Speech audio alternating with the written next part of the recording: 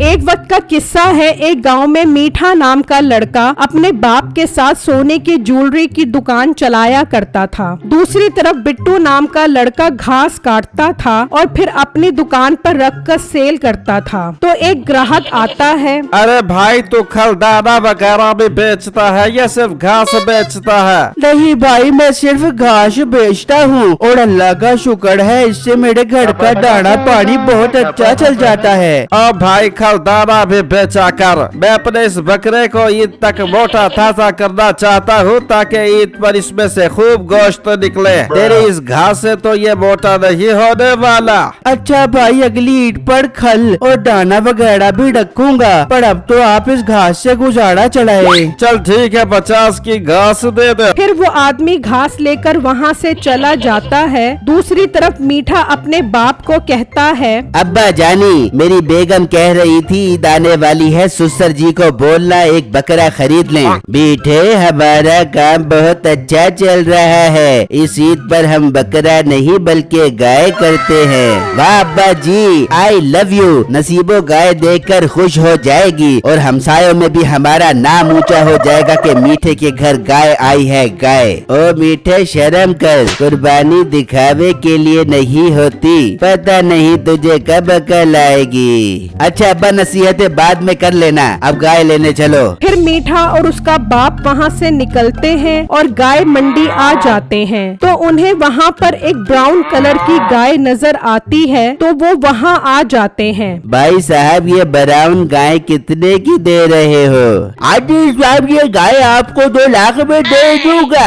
अब्बा तूने कब हज कर लिया? ये तुझे हाजी क्यों बोल रहा है? ये लोग ऐसे ही नाम से बुलाते हैं, तो अपना मुंह बंद कर। अब भाई साहब, तुम्हारा रेट बहुत ज्यादा है। हाजी साहब, पूरा साल अब गाय को मक्खन मुरब्बा जात दूध पिलाते हैं, जब जाकर इनका इतना वजन होता है, देखो तो सही, पूरे 5 मन का जानवर है। ओ भाई, उन मक्खन और मुरब्बा जात में से तू भी कुछ खा लेता ताकि तेरा वजन भी शायद थोड़ा बढ़ जाता। अबे ओ मीठे, तू अपना मुंह बंद करेगा या उतारू अपनी चप्पल? भाई मुझे इसके 1 लाख रुपए समझ आते हैं। नहीं हाजी साहब, इतने की तो मेरी खरीद भी नहीं है, आप मंडी घूम लो, आपको खुद अंदाजा हो जाएगा। फिर वो थोड़ा आगे आते हैं तो एक काले रंग की गाय नजर आती है। अब्बा जी, ये गाय तो बहुत खूबसूरत है, इसे खरीदो किसी भी तरह। चुप कर, उसने सुन लिया तो रेट बढ़ा देगा। हाँ भाई साहब, ये गाय कितने की दे रहे हो? साई, ये गाय आपको 1,80,000 में दूंगा। जनाब, ये रेट ज्यादा है, फाइनल बताओ कहाँ तक हो जाएगा? भाई ये रेट मुनासिब ही है, पूरे साल अब इसको मक्खन मुरब्बा जात और दूध भी पिलाते होगे। ओ हेलो, ये बात मैं पीछे भी सुनकर आ रहा हूँ, कोई नई बात कर। मीठे तो चुप कर या उतारूं अपनी चप्पल? सुन भाई, तेरा जानवर मुझे पसंद आया है, पैसे जायज जायज कर ले, तेरे से ये जानवर ले लेंगे। सही, अपना फाइनल रेट बता दो, अगर मुझे समझ आया तो मैं जानवर दे दूंगा। भाई मैं तुझे इसके फाइनल 1,20,000 दूंगा। सही, एक काम करो, न तुम्हारी न मेरी, 1,40,000 दे दो और गाय ले जाओ। अब्बा जी, जानवर खूबसूरत है, ले लो 1,40,000 का। मीठे तो चुप कर वरना उतारू अपनी चप्पल, यही कहना था ना? अच्छा अच्छा, मैं चुप हूँ, आप करो फाइनल। भाई 1,30,000 समझ आती है। सही, तुम भी क्या याद करोगे? लाओ पैसे दो, ले जाओगे गाय। ये सुनकर मीठा खुश हो जाता है। फिर वो गाय को वहाँ से ले जाते हैं और जब घर आते हैं तो नसीबो दरवाजे पे खड़ी होती है। अरे ओ माशाल्लाह, वाह सुसर जी, आपने तो गाय लाकर मुझे बहुत सरप्राइज दे दिया है। दिल तो कर रहा है इस गाय की आरती उतार बेबू। तुम दोनों मियाँ बीवी पागल हो गए हो, गाय की भी भला कोई आरती उतारता है? वहाँ एक आदमी गुजर रहा होता है तो मीठा उसे से आवाज देता है। ओए जॉनी इधर आ, जरा बात सुन। फिर वो आदमी वहाँ आता है। वाह भाई, गाय तो बहुत खूबसूरत है। अरे ओ भाई साहब माशाल्लाह भी लगाते।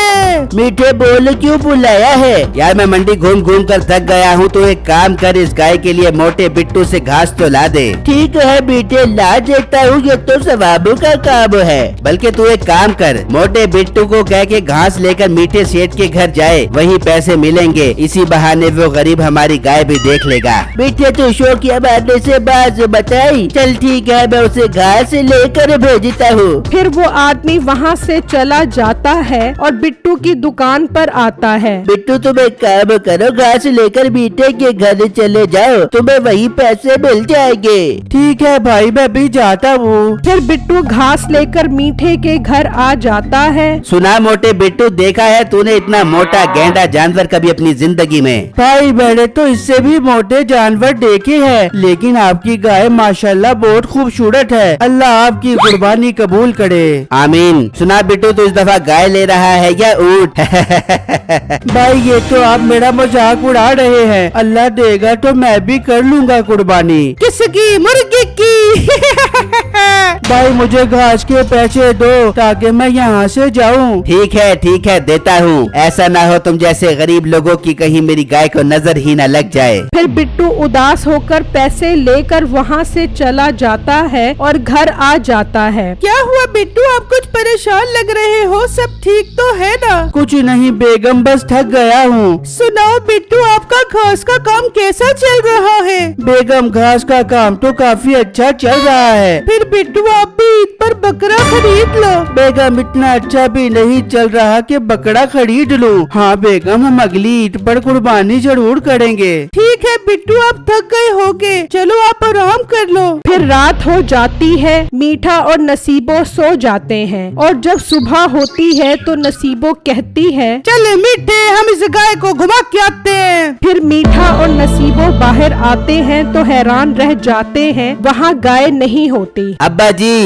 जी जल्दी बाहर आओ, गाय गायब है। फिर मीठे का बाप भागता हुआ आता है। ये क्या मीठे, हमने तो गाय रात में यहीं बांधी थी। ससुर जी लगता जरूर कोई चोरी करके ले गया है। हाँ अब्बा, नसीबो ठीक कह रही है। मुझे तो मोटे बिट्टू पर शक है। वो कल यहाँ घास लेकर आया था और बार बार हमारी गाय को देख रहा था। मैं भी उसके घर जाता हूँ। दूसरी तरफ बिट्टू दुकान पर जा रहा होता है तो उसकी नजर गाय पर पड़ती है। ये तो मीठे भाई की गाय है। जबकि मीठा बिट्टू के घर पहुंचता है। हेलो बीबी, बिट्टू किधर है? वो तो दुकान पर गए हैं। उसे बोल दी मेरी गाय वापस कर दे, वरना मैं उसे नहीं छोड़ूंगा। दूसरी तरफ बिट्टू वो गाय लेकर मीठे के घर आ जाता है। बिट्टू, ये गाय तुम्हारे पास क्या कर रही है? अंकल मैं दुकान पर जा रहा था तो मुझे आपकी गाय नजर आई। मैं समझ गया कि ये जरूर रस्सी तुड़वा कर यहाँ आई होगी, इसीलिए मैं इसे यहाँ ले आया। बिट्टू तुम्हारा बहुत बहुत शुक्रिया। हाँ बिट्टू, तुम्हारा शुक्रिया।